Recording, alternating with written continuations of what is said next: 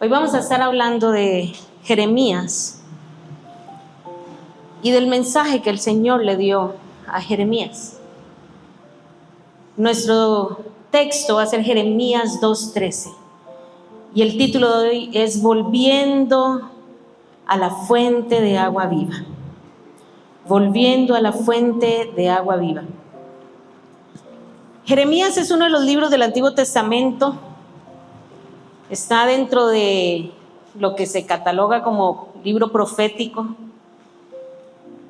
Tiene muchas cosas también con Isaías, tiene muchos detalles, pero su principal enfoque es al arrepentimiento, aunque tiene también cuestiones de profecía. Su principal enfoque va hacia el arrepentimiento y al llamado a volver al Señor.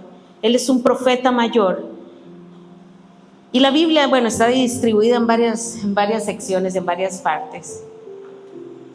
Los profetas mayores no era que fueran mejores que los otros profetas, sino que, ni más viejos, sino que los profetas mayores tenían un mensaje más extenso, por muchos más años quizás que los profetas menores que tenemos también en la Biblia. Tenemos varios profetas menores, pero su mensaje era más cortito, más pequeño, más para una situación en específico. Pero los profetas mayores, ellos tenían un mensaje más extendido. Jeremías estuvo por 40 años profetizando, 40 años en Judá profetizando. Este hombre, ahí ustedes pueden ver los datos, se levantó alrededor del año 627 siendo muy joven. Y él le dijo al Señor: ay, Señor, yo soy muy joven para esta labor que me estás pidiendo. Pero el Señor le dijo: yo te escogí desde el vientre de tu madre. Tú eres una persona escogida por Dios. El Señor lo levanta en un tiempo en que Judá había perdido la sensibilidad espiritual, pero había perdido toda vergüenza. Se habían entregado a la idolatría, a la inmundicia, a los pecados abiertamente. Eran personas que le hacían daño al extranjero. Judá estaba por el suelo cuando el Señor levanta a Jeremías. Ahí tienen el dato ustedes también. Fue conocido como el profeta llorón. Imagínense qué pecado. Lo conocieron como el profeta llorón, porque cuando él veía todo lo que el pueblo de Judá hacía, todos los pecados que cometían y cómo no se volvían a Dios, él lloraba al ver a este pueblo terco, necio, que no se volvía a Dios. El Señor una y otra vez les mandaba mensajes y el pueblo no se volvía a Dios. Y Jeremías lloraba en los montes y el mismo Señor le dice: vaya, salga al monte y llore tranquilo. Pero esta gente no se va a arrepentir. Esta gente se está portando mal y no importa, llore, pero sepa que la situación está difícil. Estuvo en el reinado de Josías, Joacás, Joacim, Joaquín y Sedequías. Durante todos estos reinados estuvo presente Jeremías, llamando la atención de Judá. Fue perseguido, encarcelado, rechazado. Y en un momento, como lo relata Jeremías 26, del 8 al 9, casi lo matan por su palabra profética. La gente, dice la Biblia, que se vino como un molote encima de él, a estarlo golpeando y pegándole porque decía las palabras que el Señor le había dado. Otra cosa que tenía el pueblo, y lo vamos a ver ahí más adelante, es que estaba lleno de profetas, líderes religiosos, que lo único que hacían era endulzar el oído de las personas del pueblo. Cualquier parecido con la actualidad, ¿verdad?, es mera coincidencia. Líderes religiosos, sacerdotes, que lo que hacían era nada más decir las cosas que el pueblo quería escuchar.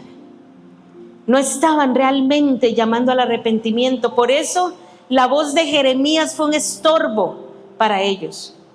Fue un estorbo. Eran los mismos sacerdotes, los levitas, que se levantaban y decían: ¿y este qué? ¿Por qué viene a profetizar en el nombre del Señor? ¿Por qué viene a hablar en el nombre del Señor si nosotros somos los levitas? Nosotros somos los elegidos para esa labor.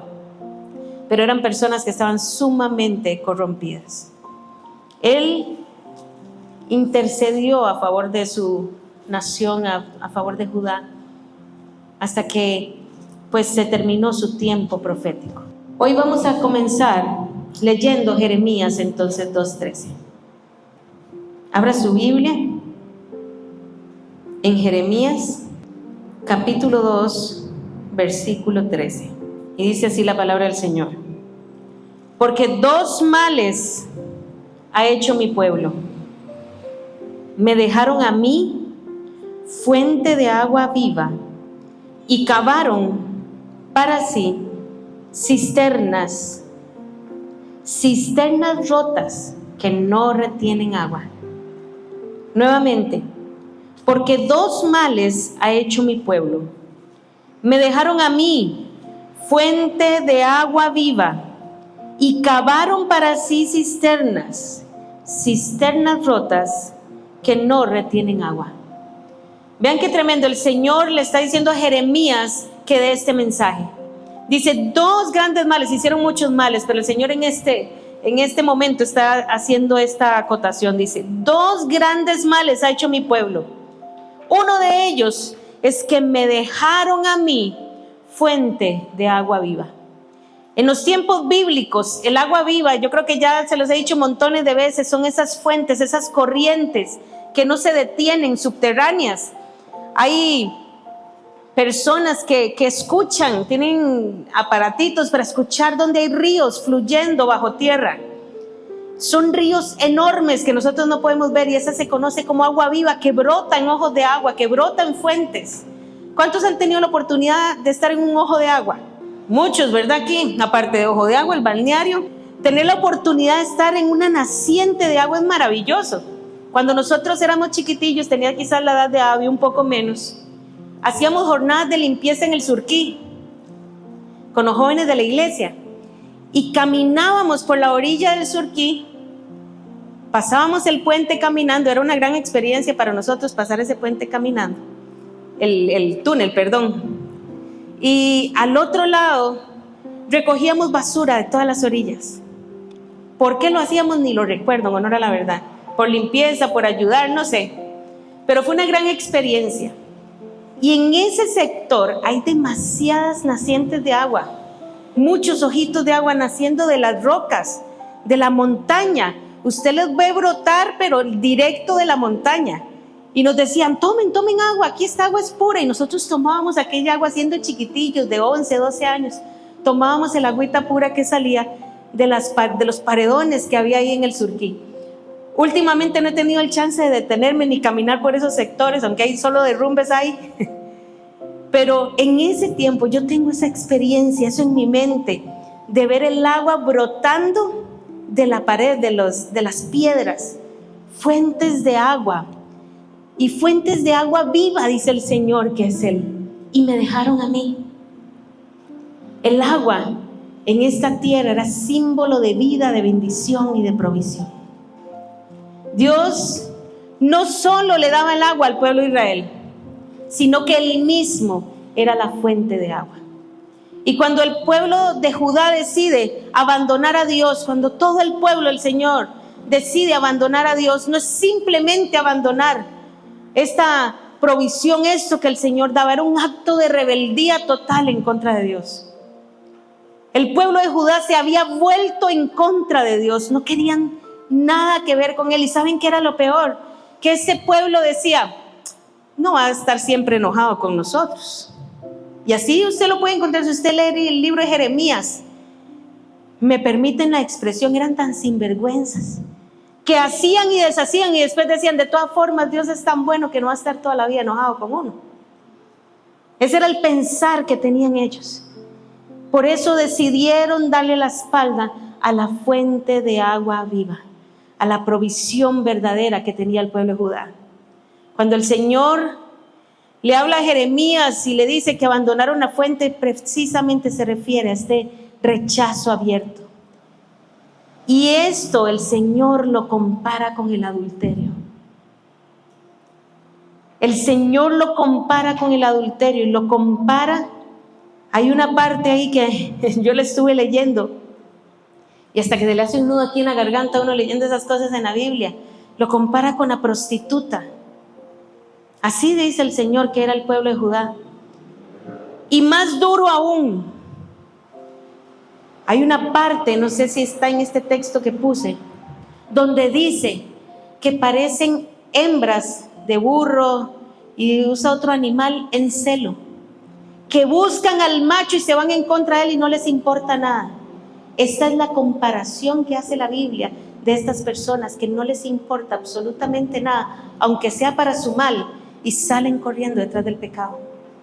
Comparaciones fuertísimas hace la Biblia con este pueblo de Judá que decidió dejar a Dios, que era la fuente de agua viva. Lo compara, como les dije antes, con la prostitución. Abran ahí su Biblia en Jeremías, yo sé que lo tienen ahí, Jeremías capítulo 3, y vamos a leer del 1 al 5. Vean lo que dice la palabra. Lo voy a estar leyendo en Nueva Traducción Viviente. Probablemente usted tenga la Reina Valera. Tratemos de ir ahí al ritmo. Jeremías 3, del 1 al 5. Supongamos que un hombre se divorcia de su mujer y que ella lo deja para casarse con otro. ¿Podría volver el primero a casarse con ella?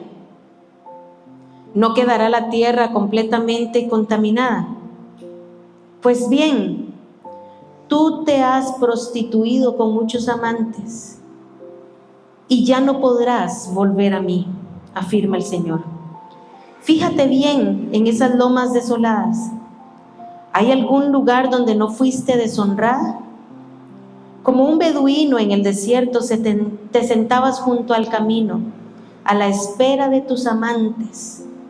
Has contaminado la tierra con tus prostituciones y maldades. Por eso se demoraron las lluvias y no llegaron los aguaceros de primavera.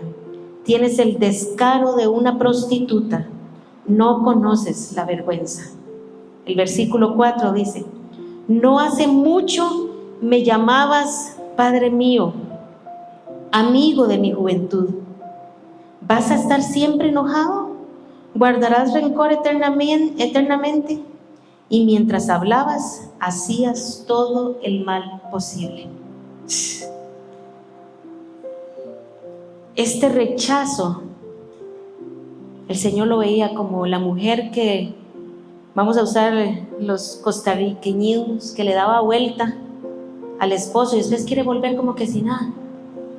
A una mujer que hace y deshace y después dice nuevamente: vas a estar toda la vida enojado, recíbame de nuevo, no importa.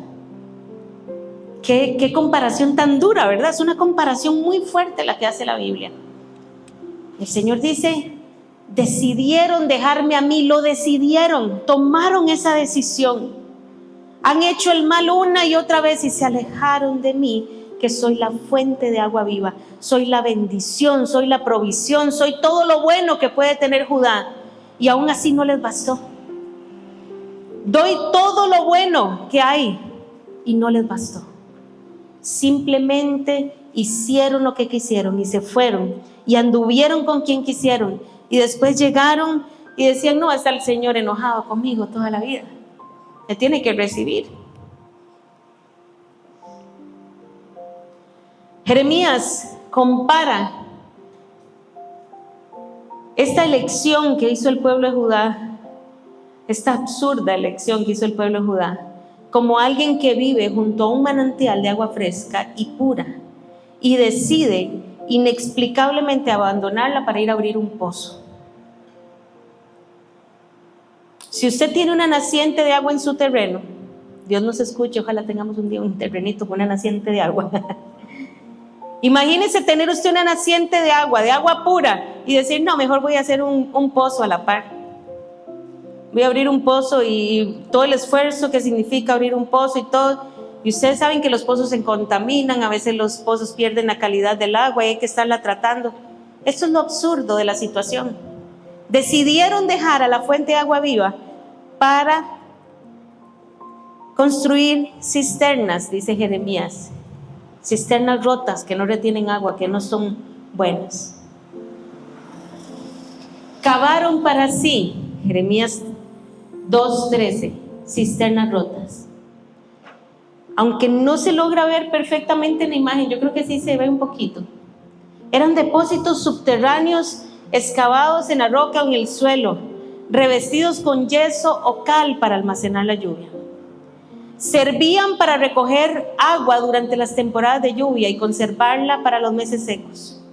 En Jerusalén y toda Palestina, donde el agua era escasa, las cisternas eran esenciales para la supervivencia. En contraste a una fuente o manantial que fluye constantemente y da agua fresca, la cisterna depende de la lluvia y su agua es agua estancada. La cisterna lo único que hacía era recoger agua. Mi abuelita antes, cuando llovía y llovía fuerte, sacaba un barril para recoger agüita por cualquier cosa. Eso era la cisterna, esa era la función de la cisterna. Recoger agua llovida, agua de lluvia, en un hueco que hacían en el suelo que era revestido, simplemente para almacenar agua. El pueblo de Judá cambió la fuente de agua viva que brota para vida eterna, que brota para cada uno de nosotros, por una cisterna de agua, que muchas veces se fracturaba y el agua se escurría y se iba, y de nada servía el esfuerzo de haber recogido agua en esa cisterna. Se filtraba el agua, se rompían, tenían este defecto que ellas se rompían y el agua se filtraba en la tierra.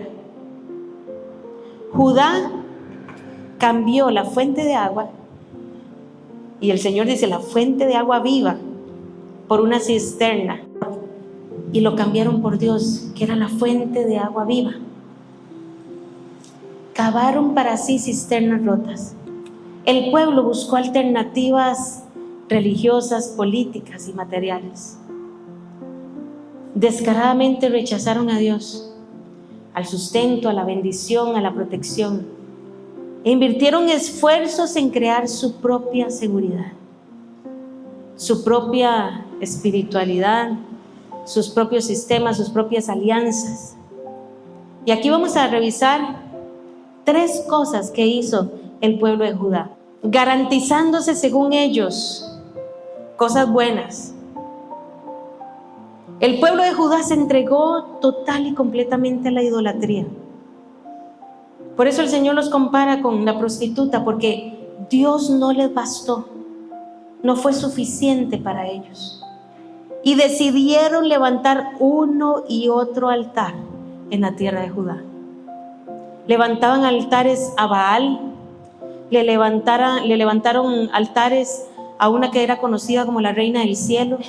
Levantaban altares de todo tipo, para todo tipo de dioses. Cuanto Dios se les aparecía, era Dios al que ellos le levantaban un altar. Y se olvidaron del Dios verdadero. Llegaron al descaro y al punto de hacer sacrificios humanos. Esa imagen que ustedes tienen ahí era lo que ellos ofrecían a Baal, le ofrecían a sus niños en sacrificios humanos, contaminándose con ideas ellos de otros pueblos. Metieron a Baal en la adoración, metieron a Baal y hacían lo que ellos creían que era correcto. Jeremías capítulo 7, búsquelo ahí, versículo 30. Y dice así en la Nueva Traducción Viviente. Después le voy a pedir a alguien que me lo tenga en la Reina Valera. La gente de Judá ha hecho el mal que yo detesto, afirma el Señor. Han profanado la casa que lleva mi nombre al colocar allí sus ídolos abominables. Además, construyeron los altares paganos de Tofet en el valle de Ben Hinnom para quemar a sus hijos y a sus hijas en fuego, cosa que jamás ordené, ni me pasó siquiera por la mente.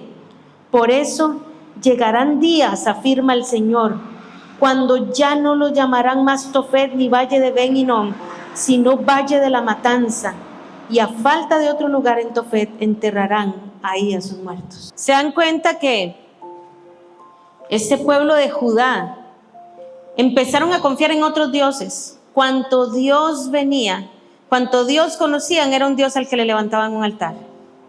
Y haciendo cosas abominables, horribles, El mismo Señor dice: ¿qué es esto tan terrible? Están ofreciendo a sus hijos en sacrificio, cosa que yo nunca he pedido, nunca. Pero el pueblo, con tal de seguir a esos dioses, ¿qué hacían? Llevaban a sus hijos al altar y lo ofrecían delante del Dios. Peor aún, en este texto dice: en mi casa han profanado mi casa, y hacen y levantan ahí altares, un fuego totalmente desconocido.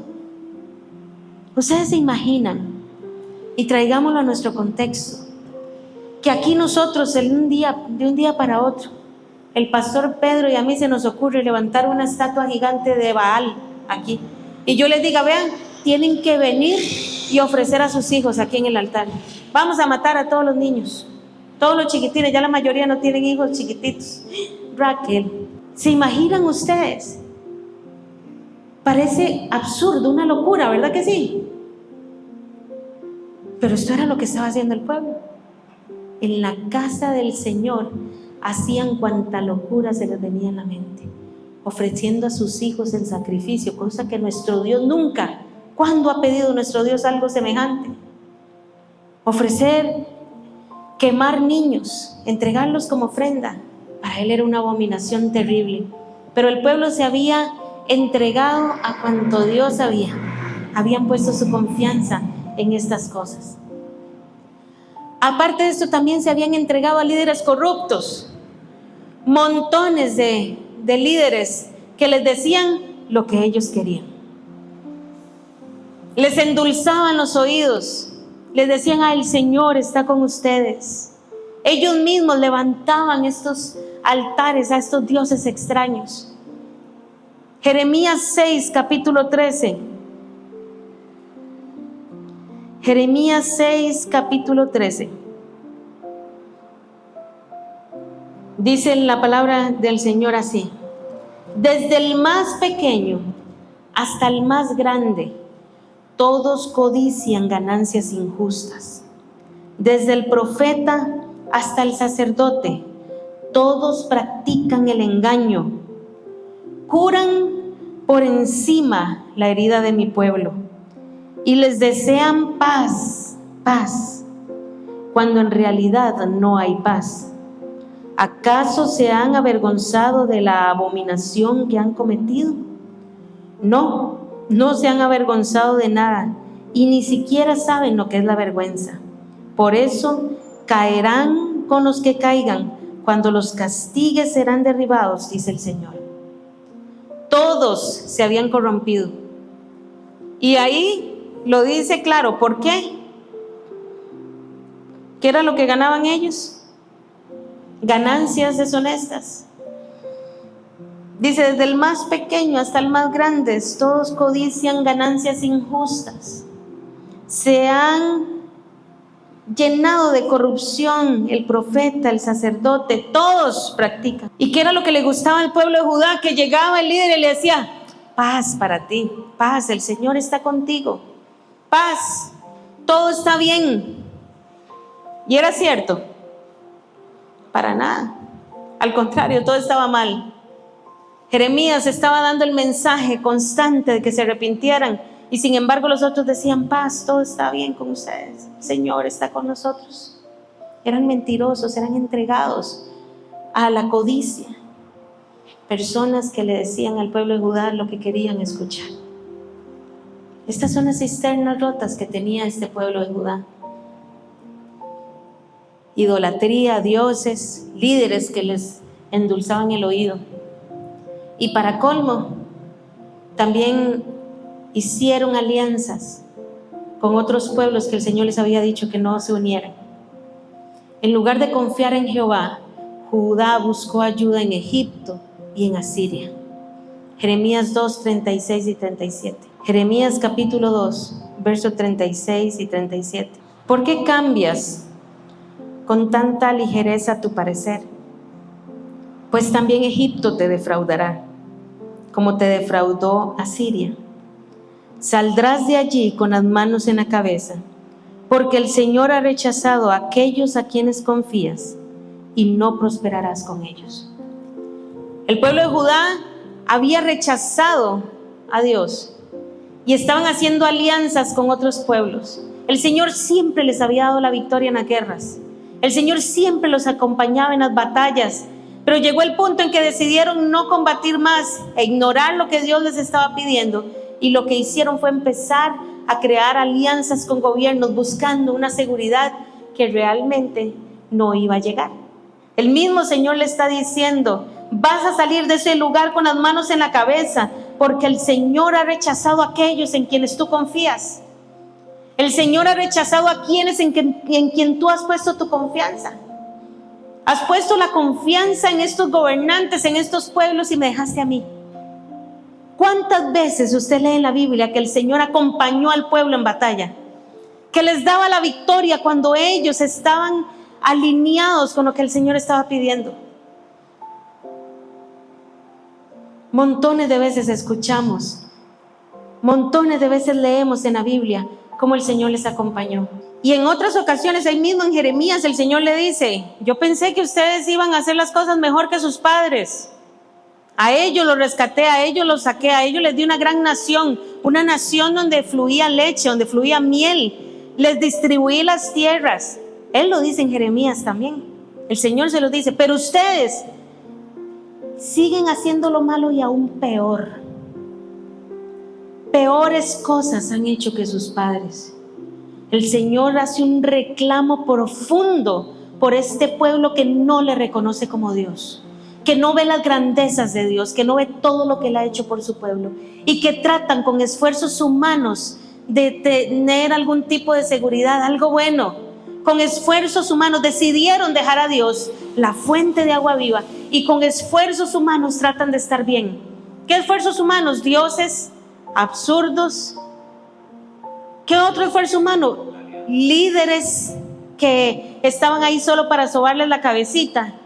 ¿Qué otro esfuerzo humano? Alianzas con otros reyes, otros pueblos, para tener paz y seguridad, cuando el mismo Señor se las ofrecía. Él les decía: ustedes son mi pueblo y yo soy su Dios, y yo voy con ustedes como un poderoso gigante.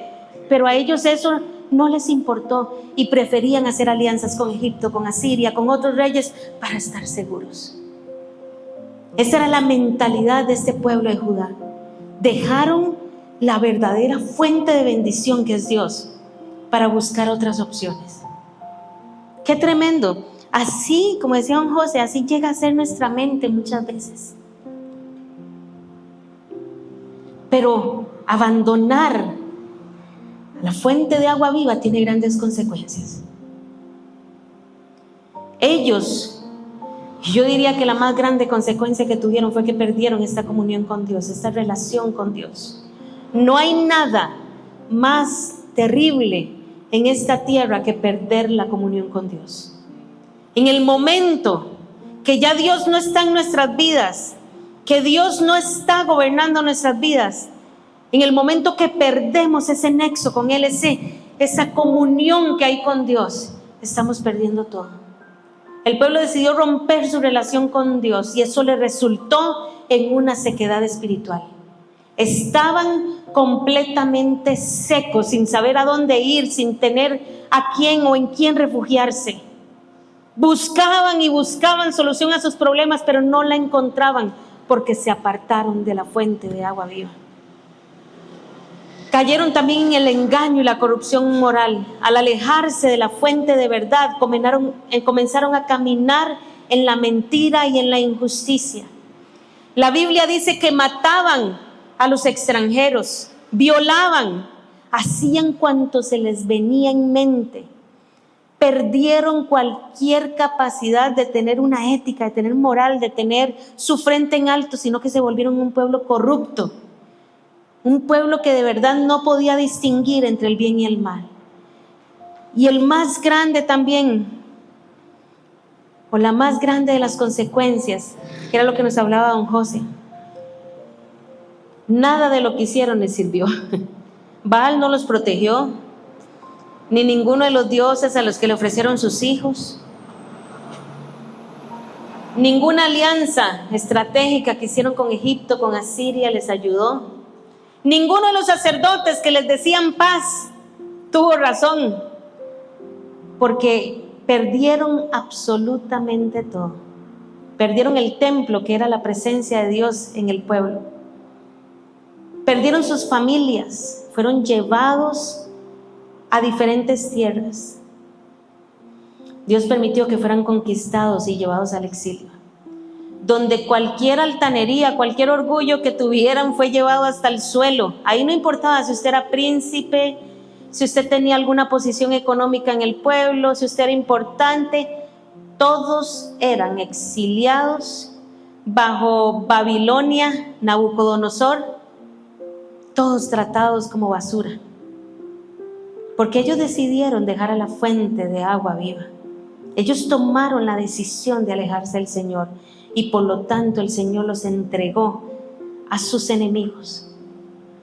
Ahí no hubo quien los defendiera. Y aún así, la misericordia del Señor es tan grande que usted puede ver grandes historias en el exilio de cómo el Señor trabajó en el corazón de aquellos que todavía le reconocían como Dios.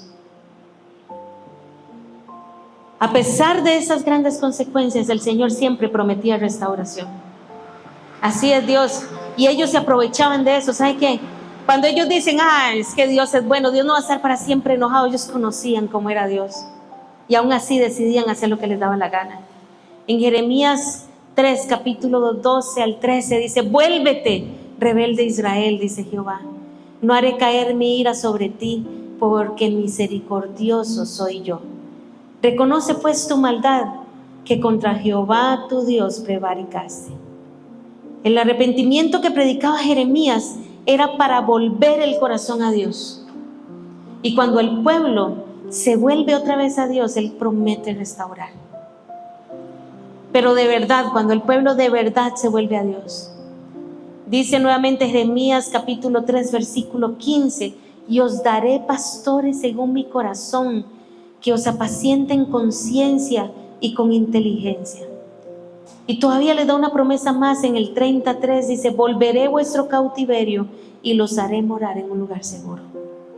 Dios siempre prepara un nuevo comienzo para todos aquellos que se vuelven a Él. Así es Dios.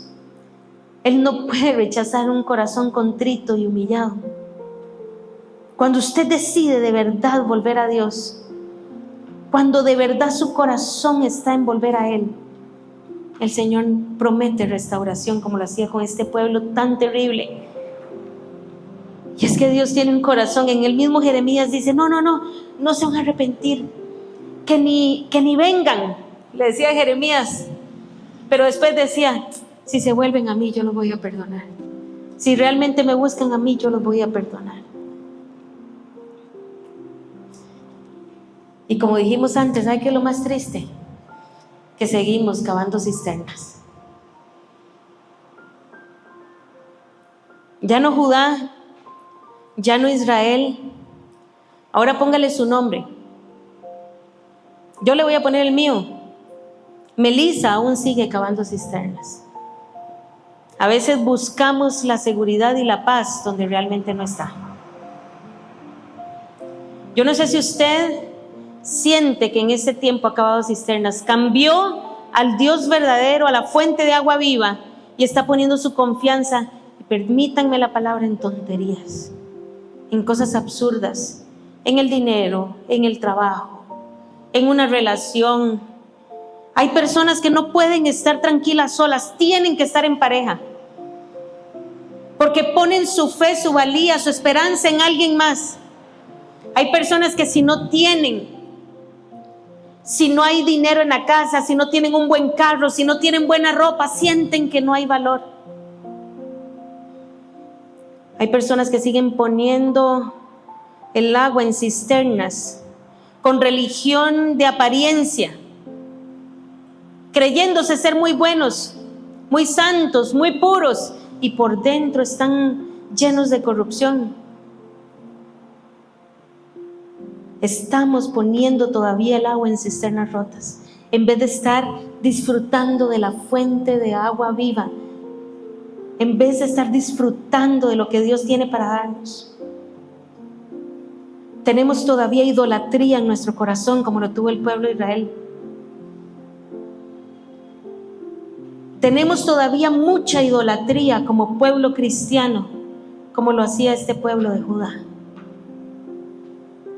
A veces tenemos a nuestros hijos en primer lugar, eso es idolatría. A veces tenemos las posesiones en primer lugar, eso es idolatría. A veces tenemos una carrera en primer lugar, eso es idolatría.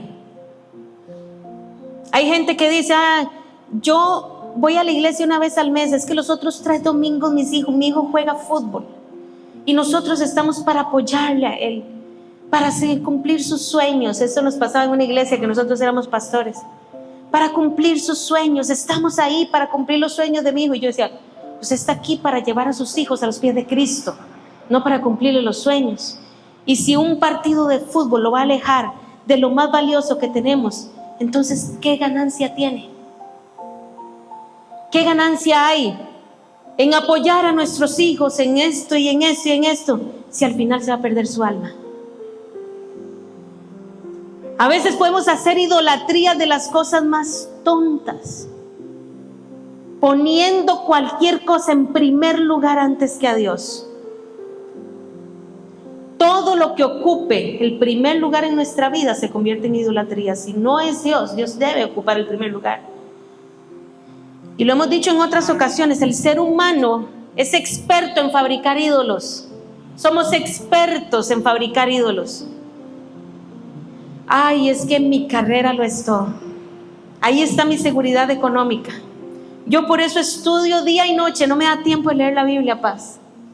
No me da tiempo de leer la palabra porque es que estoy tan enfocado en mi carrera. Estoy tan enfocado en mi trabajo. Preguntémonos, ¿no estamos haciendo un ídolo de estas cosas? Cavando cisternas rotas y poniendo nuestra seguridad en cosas absurdas.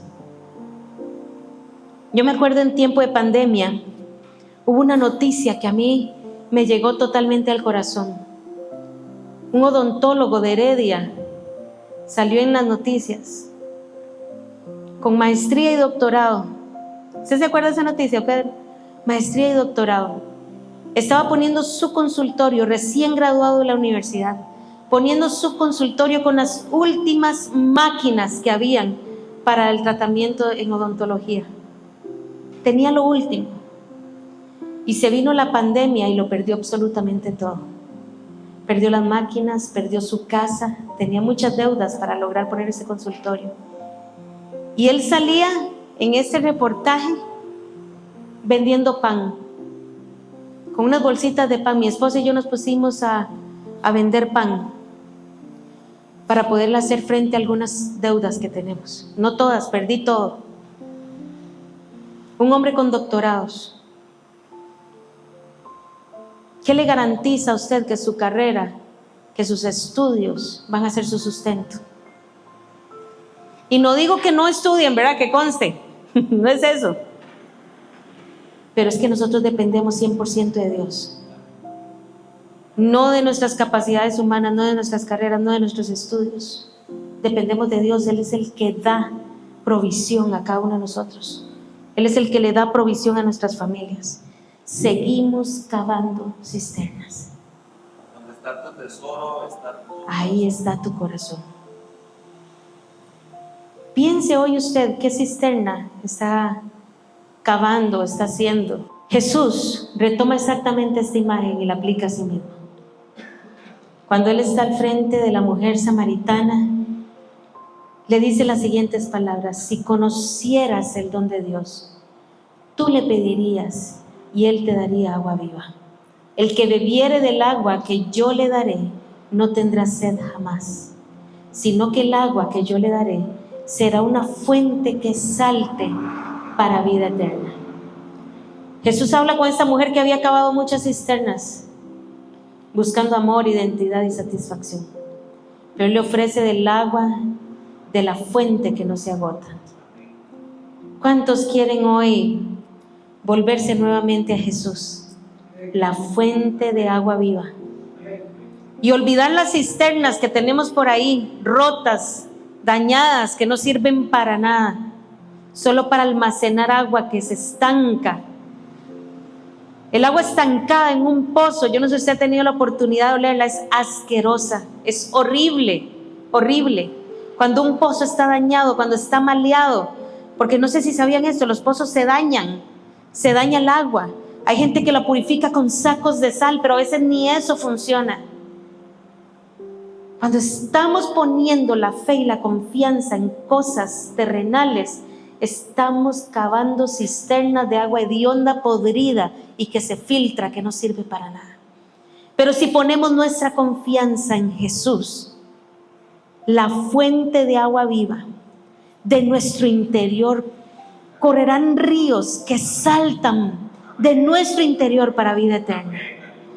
¿Cuántos pueden decir, Señor, yo no quiero tener el corazón seco, vacío, tratando de almacenar cosas que no sirven para nada? Yo quiero tenerte a ti en primer lugar.